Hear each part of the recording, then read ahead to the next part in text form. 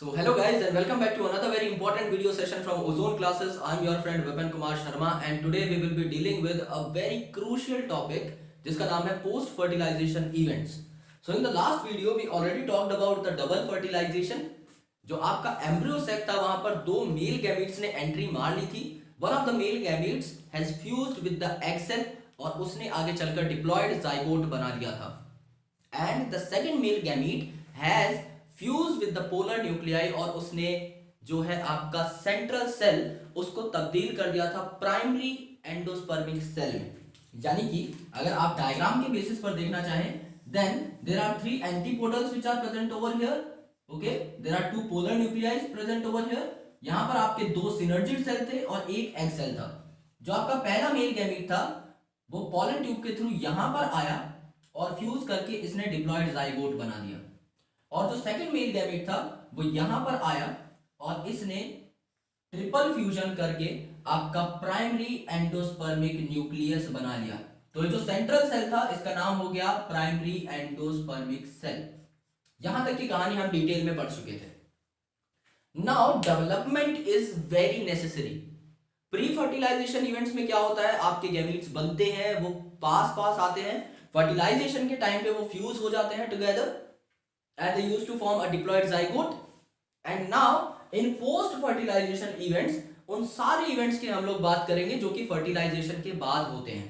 जैसे कि आपका ये जो डिप्लॉयड जाइगोट बना है ये जाइगोट आगे चल के आपका एम्ब्रियो में कन्वर्ट होगा. So the very first process is the conversion of zygote into embryo. The second important thing is your pen, okay, or your primary endospermic cell is going to convert into the endosperm जो कि आपका stored food material है or you can call it the reserve food material. Third important thing is the conversion of ovule into seed and the fourth one is your conversion of ovary into fruit. ये आपके चार वो events होते हैं जो कि after fertilization take place करते हैं and that's why they are called as the post fertilization events. इनको हम एक पर्टिकुलर सीक्वेंस में पढ़ने वाले हैं. The sequence is going to be 1, 2, 3 and 4.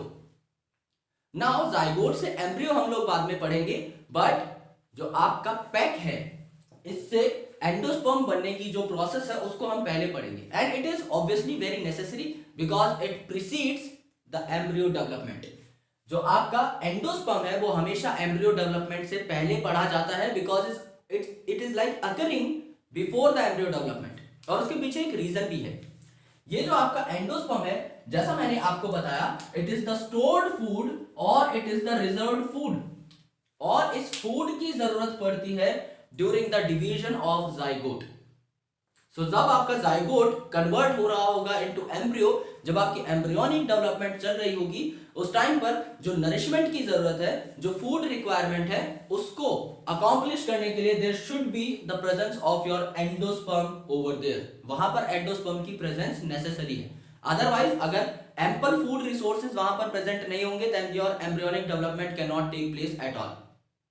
In some of the species there are some alternative methods of food source. वहां पर आपका alternate food source present होता है जिससे कि आपकी zygotic development हो सकती है. लेकिन in most of the cases endosperm is needed और इसीलिए आपका जो angiosperms होते हैं उनका सबसे crucial event होता है.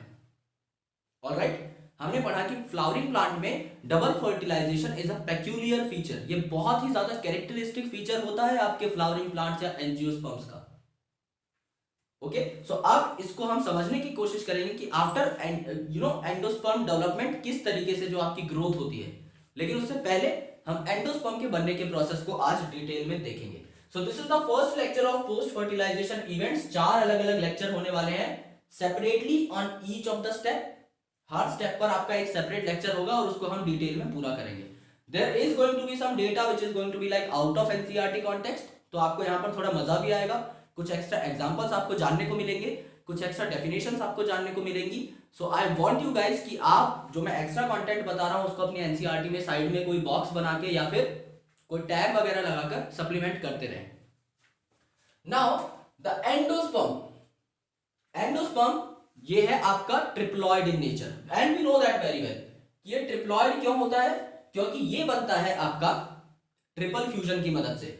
आपके जो पोलर न्यूक्लियाई थे वो आपके मेल गैमेट के साथ फ्यूज कर लेते हैं and they use to form a resultant primary endospermic nucleus. और ये प्राइमरी एंडोस्पर्मिक न्यूक्लियस जब डिवाइड करेगा तो आपका एंडोस्पर्म बनाएगा।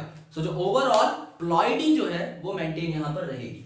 Second important thing, this process precedes embryo development. Embryo development से पहले होती है आपकी endospermic development and that is very very sure. हमने यहां पर आपको बता दिया है कि आपका जो एम्ब्रियो डेवलपमेंट है उसमें काफी सारी एनर्जी चाहिए रहती है जिसके लिए आपको फूड सोर्स की जरूरत पड़ेगी। सो दिस स्टोर्ड और the reserved food helps in it. वो जो आपकी नरिशमेंट है, वो जो आपकी एटीपी रिक्वायरमेंट है, उसको आपका एंडोस्पर्म जो है कंप्लीट करता है एंड दैट्स व्हाई ये हमेशा एम्ब्रियो डेवलपमेंट से पहले होता है। Third important point, that your primary endospermic cell is going to divide a lot of times and it is going to form the primary endospermic tissue। ये जो आपका primary endospermic cell है ये काफी बार डिवाइड करेगा और बार बार डिवाइड करने के बाद ये प्राइमरी एंडोस्पर्मिक टिश्यू जनरेट कर लेगा। यानी जो आपका एक बहुत बड़ा सेल था, now it is going to be fragmented into a lot of cells. Alright, this is the basic thing. Now यहां पर जो है आपका एम्ब्रियो डेवलपमेंट ये दो अलग अलग तरीकों से हो सकता है, दो अलग अलग मैकेनिज्म्स के तरीकों से हो सकता है, बट बेसिकली हम ये पढ़ेंगे कि होता कितने टाइप का है। There can be different natures of this endosperm. जो आपका एंडोस्पर्म है इसका केमिकल नेचर अलग अलग टाइप का हो सकता है। It can B starchy in nature, यानी कि इसमें स्टार्च हो सकता है। It can B proteinaceous in nature, यानी कि इसमें प्रोटीन हो सकता है। It can B oily in nature, यानी इसमें जो फैट कंटेंट है वो हो सकता है। It can be stony in nature, यानी कि ये बहुत ज्यादा हार्ड हो सकता है। Alright, so these are some important things that you need to consider over here and in some of the cases it can even be deployed and this is an exception. ये एक exception है और कहीं कहीं तो ये absent भी हो सकता है, ये भी आपका एक एक्सेप्शन है। मैंने आपको बताया था that there are several cases जहां पर आपका एंडोस्पर्म नहीं भी बनता because there are alternate food sources. So वहां पर आपके एंडोस्पर्म की कोई खास रिक्वायरमेंट नहीं होती and it is not even formed over there. So let's talk about the examples. और एग्जांपल्स आपके बहुत सिंपल सिंपल से होने वाले हैं। आप उन सारे के सारे एग्जांपल से ऑलरेडी वाकिफ होंगे, मेरे को सिर्फ आपको नाम बताने हैं। अगर आप बात करें स्टार्ची एंडोस्पर्म की, सो आप अपने स्टार्च का सबसे मेन सोर्स याद कर लीजिए। आप जो रोटी खाते हैं, आप जो चपाती खाते हैं, that basically contains the carbohydrates. Okay, so what is the source of your carbohydrate? You must be wondering. It should be wheat and it should be rice, and both of them are absolutely true. So आपका जो starchy endosperm होता है दोस्तों, वो present होता है आपके staple food में, that is your rice and that is your wheat. When you talk about protein, the protein is present in the form of alluron layer. Aleurone layer, okay, आपको मैं डिटेल में पढ़ाऊंगा कि aleurone layer क्या होता है। जब आप अच्छे से डेवलपमेंट देखेंगे मोनोकॉट डाइकॉट की, वहां पर काफी सारी टर्म्स आपकी क्लियर हो जाएंगी। स्क्यूटेलम वगैरह वगैरह, यू नो, एल्यूरॉन लेयर क्या होता है, स्टार्च शीट क्या होती है, कोलियोराइजा क्या होता है, सिलेप्टाइल क्या होता है, ये सारे आपके वहां पर क्लियर हो जाएंगे। So this aleurone layer is basically formed up of protein और ये एक बहुत ही ज्यादा जरूरी पार्ट है आपके मेज का, यानी मक्का का। So, आपका राइस और व्हीट जो है वो स्टार्ची एंडोस्पर्म बनाता है। आपका एल्यूरॉन लेयर है which is formed up of protein, it is present in maize. When you talk about oily, then castor is a very important example, coconut is a very important example. दोनों के दोनों जो है आपके तेल होते हैं एक तरीके के, and that's why आप याद कर सकते हैं। अगर आप इनकी कमर्शियल इंपॉर्टेंस की बात करें, so कोकोनट ऑयल भी आपने सुना होगा, ओके, मार्केट में अवेलेबल होता है। कैस्टर ऑयल भी आपने सुना होगा, it is very important for beard development. तो काफी सारे बियर्ड ऑयल्स जो होते हैं वो कैस्टर को यूज करते हैं in their ingredients. Okay, it is nothing but it is Ricinus communis. Okay, आपके घर में भी देखने को मिल जाएगा। ये वाला जो तेल होता है ये काफी बार प्रेजेंट होता है घर में। सो कैस्टर एंड कोकोनट, क्योंकि इनके ऑयल्स भी मार्केट में कमर्शियली अवेलेबल है, तो ऑयली एंडोस्पर्म इनसे आप याद कर सकते हैं। Stony endosperm, now there are some sort of nuts. अब नट्स अगर होंगे तो वो हार्ड भी होंगे। For example there is areca nut, okay, और your betel nut, that is going to be your stony endosperm. और यहां पर अगर आप और याद करना चाहें तो आप डेट पाम का एग्जांपल याद कर सकते हैं। Okay, which is also called as Phoenix dactylifera. इसके बारे में हम एंड में भी पढ़ेंगे थोड़ा, जो आखिरी आर्टिकल है उसमें। So areca nut and betel nut are going to be the example of stony endosperm. जो आपका डिप्लॉयड होता है जिसमें एंडोस्पर्म, वो है आपका Oenothera. Okay, Oenothera is your example of diploid endosperm. ये एक एक्सेप्शन था, इसीलिए मैंने नोट्स में इसको इनकॉर्पोरेट कर लिया। You can just have its name into consideration, बाकी ये क्वेश्चन पूछा नहीं जाएगा। And it is also absent in some cases such as some important families, जैसे कि आपका ट्रेपेसी।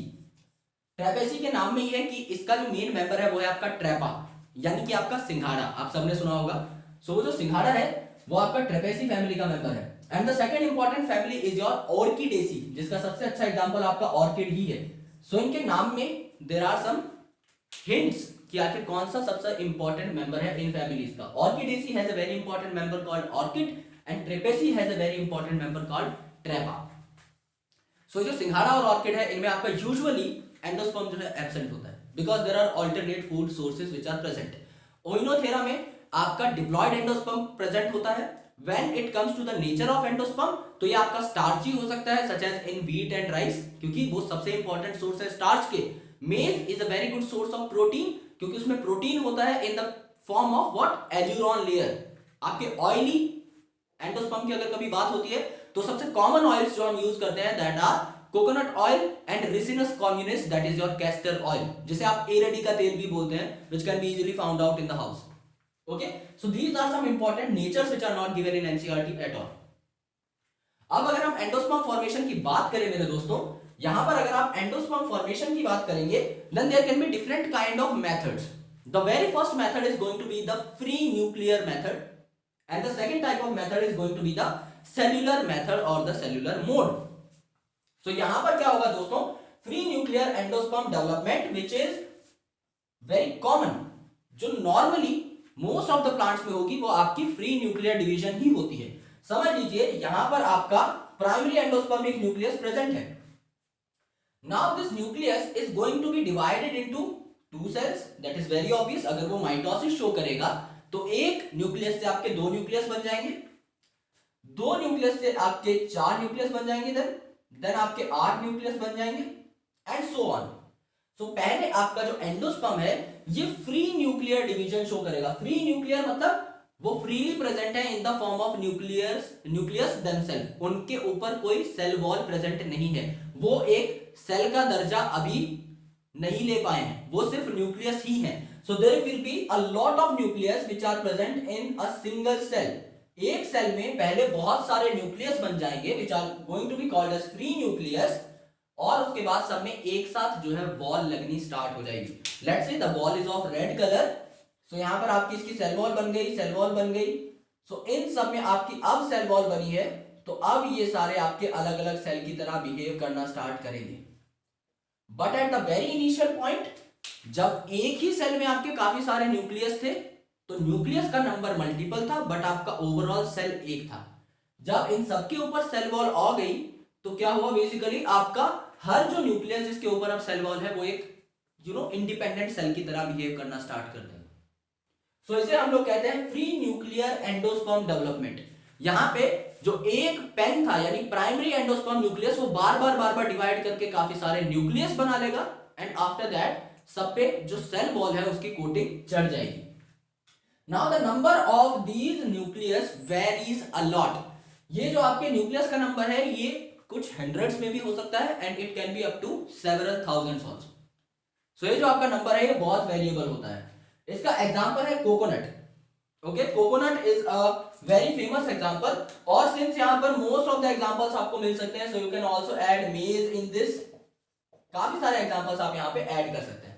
It totally depends upon you कि आप कितने एग्जांपल डालना चाहते हैं, because most of the plants में इसी तरीके की आपकी एंडोस्पर्मिक डेवलपमेंट देखने को मिलती है। Second important thing is the cellular mode which is found in petunia. अब पेट्यूनिया का आपने नाम जो है वो सुना होगा इन लिविंग वर्ल्ड। ओके, जब आप फैमिलीज की डिस्क्रिप्शन पढ़ते हैं, जब आप ऑर्डर की डिस्क्रिप्शन पढ़ते हैं, तो वहां पे आपने पेट्यूनिया और दतूरा का नाम साथ साथ देखा होगा। अब आप मुझे देखकर बताएंगे कि किस फैमिली का मेंबर है। Okay, it is related to potato, so Solanaceae का मेंबर है। ओके, आप जाके एक बार रिव्यू कर सकते हैं।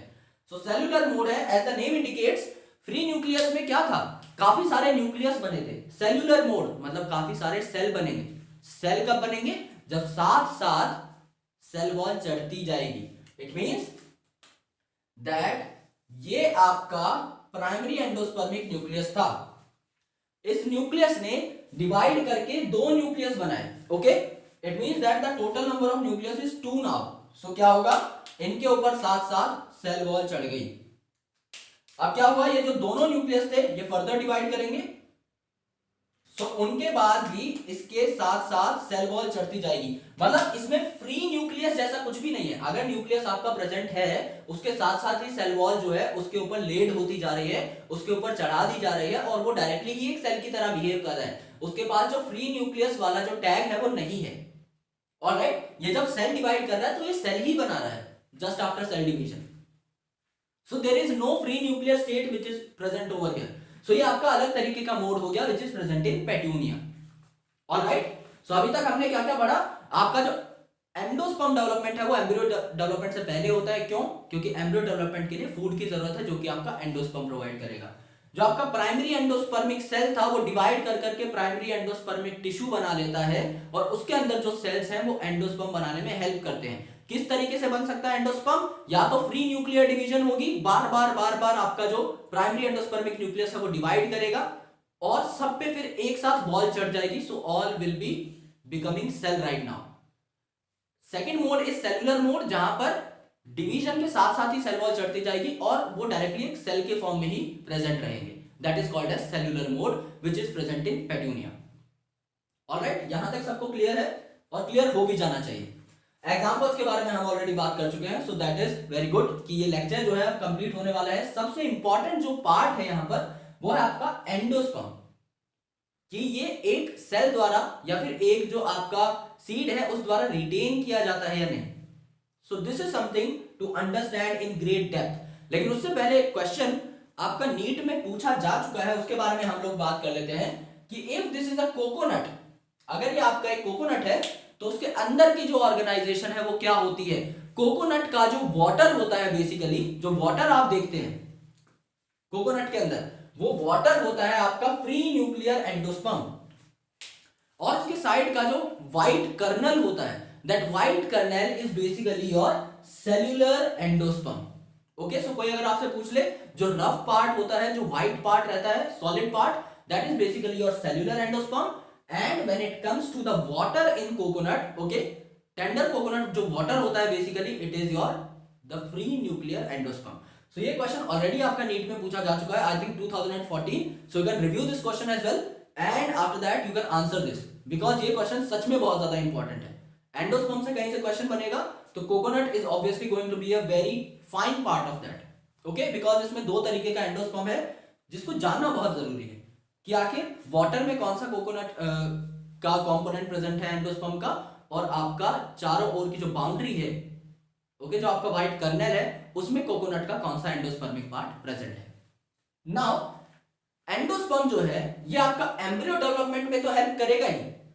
ओके, हो सकता है कि ये पूरे तरीके से आपका कंज्यूम कर लिया जाए during the embryo development itself. काफी बार एम्ब्रियो डेवलपमेंट के दौरान बहुत ज्यादा एनर्जी की जरूरत होती है, बहुत ज्यादा न्यूट्रिशन की जरूरत होती है, so that the whole endosperm is consumed very well. जरा सा भी एंडोस्पर्म आपका बचता नहीं है, and that's why these kind of seeds which are formed at the end are called as X albuminous। X albuminous मतलब X का मतलब हो गया यहाँ पे एब्सेंट, यानी कि अल्ब्यूमिनस नहीं है ये सीड्स, प्लस इनको आप लोग बोल सकते हैं नॉन एंडोस्पर्मिक सीड, क्योंकि क्या हुआ at the end of the day आपका जो है एंडोस्पर्म पूरा का पूरा खत्म हो गया। So now the seed is behaving like non endospermic, क्योंकि अब एंडोस्पर्म जो था वो ऑलरेडी कंज्यूम हो चुका है।